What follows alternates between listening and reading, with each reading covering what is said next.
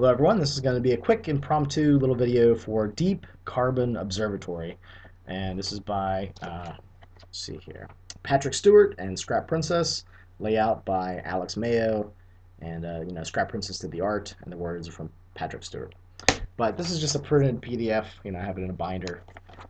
This thing is, it's very surprising to me how much I'm enjoying reading through this. There is this sort of river of sadness, despair, the just bleakness, and all of the descriptions, the desperate situations that the NPCs are in. The gist of the whole thing is that there's this flood, and you start out in this place called Caromore, and everyone, is hungry. There's no food. It's cold. It's wet. It's rainy. There's all these weird aquatic creatures everywhere. There's other things going on as you get further into the module, but you start out and it's sort of set up as this tragic thing where you can't help everyone. People are going to suffer and most likely die if you don't help them, and there's too many of them to help. So I like from the very beginning that you're just sort of like overwhelmed, probably as a player character with what to do, who to help, who to give food to if you have enough food, and it's very emphasized at the beginning there. Make sure your characters know how much food they have with them. As a GM, just double check that before you even start this. I'm gonna run this as a series. I don't know what you want to call it, of one shots at a local convention. I signed up to run it for 3 slots. I'm kind of worried that that's not going to be enough time, so it's going to be 12 hours. So I'm probably going to have to skip over or fast forward things. The pacing is really kind of tough at conventions sometimes because you have that time limit. If you have a home game, you don't have to worry about that kind of stuff. You just play until you got through everything. But when you're sitting down with a bunch of strangers, sitting, playing a game, you kind of have to keep an eye on the clock. So we'll see how that goes. I'll make sure I report back. But I'm actually going to run this with my O5R, OSR slash like D&D 5e like hybrid set of house rules, and see how that goes. But I love how all the aquatic creatures that are in here, the size of some of these creatures is really kind of cool. Just the descriptions of things. It's not even things that you would necessarily describe to your players, but as a GM, you read them, and the way that Patrick weaves the words in there, it just like kind of sticks in your head. I put a review up on, I think it's Drive Through RPG or RPG Now, basically saying that it felt like my soul was like tainted with the silt of the river, and it sort of got lodged in my head, but in a good way. I really enjoyed reading through this. Uh, the turbine golems are very very wild. Like it's something like sort of like weird sciency almost. And those are kind of neat in there. I like some of the stuff about them. The stones that they have are important. Um, the various NPCs in there, I think I'm gonna have a lot of fun trying to role play out that desperation. And I guess that's another word too that you can use to describe this. Is all the NPCs are just desperate and clinging on tops of their roofs or in trees or floating down through the water.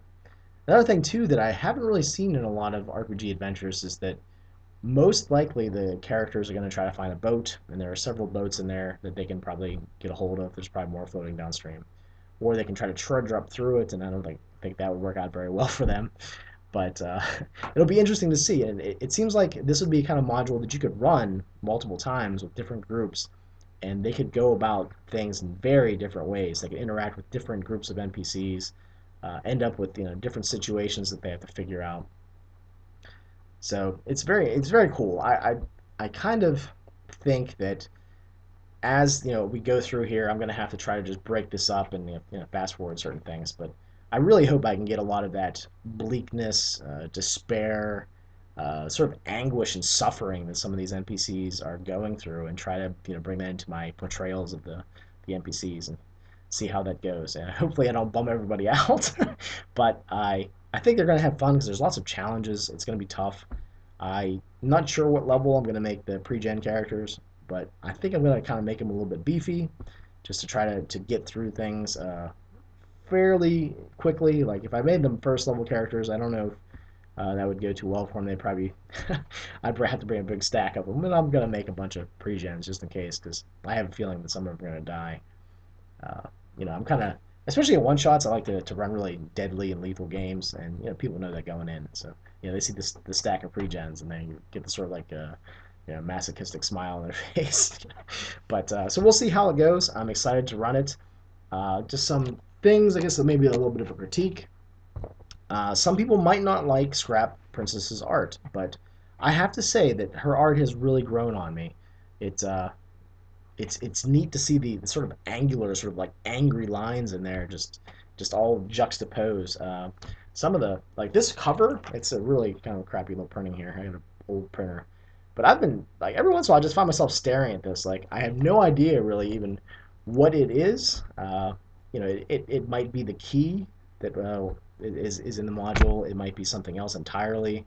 It almost seems like something falling from the heavens, or I don't know, but I just enjoy looking at it. It's pretty cool. And a lot of our art is like that. Like you, maybe the first glance, you're like, oh, okay, it's art, and then you go back, you're like, I think this is really growing on me. I sort of like her style. The crows, they're a bunch of sadistic NPCs that are in this. I'll show you the art here. I don't know if you can see that real well, but it's sort of like angular and sketchy. Uh, it seems to fit their description. So the art of this seems to add and build upon that bleakness of the text. So I think her art and Stuart's words really match well together. Sorry, I was going to critique something. There are limited, like, I don't want to call them links, but reference lines to other parts of the module. So as you're reading through, you're like, okay, there's this key.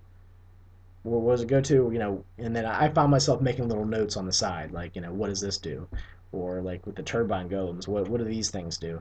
And then later you get the answers as you read through everything. But I find myself just putting page references in, like see page 23, or this mummy thing goes to this temple, and go to that page. So there's some user input, I guess, maybe required a little bit to be able to run it quickly and to be able to reference things and flip things back and forth. Another thing too is I print this out in a 3-ring binder, and I think that's going to be good because I can take out the maps and sort of jot things on there, and reference those with the keyed entries that are in the module itself. But I really suggest you go out and get this, especially if you like sort of like bleak, very challenging scenarios. They might get wiped in in certain situations in this module. It's like, wow, I'm not really sure how they're going to get through this. But again, I'm going to be using 5th edition type characters, so they might be fine. They might just blow everything to hell and back for all I know. So we'll see how that goes. This is sort of like, I like to experiment with things. So using like an old school module with 5th edition D&D is going to be a little bit of an experiment for me. So yeah, I'll put the link down below. You can check it out. And I'll try to find their blog link too for something machine. I can't remember what it is, but I think it's Stuart's blog. False Machine? I think that's it. But that's it. I will talk to you guys later.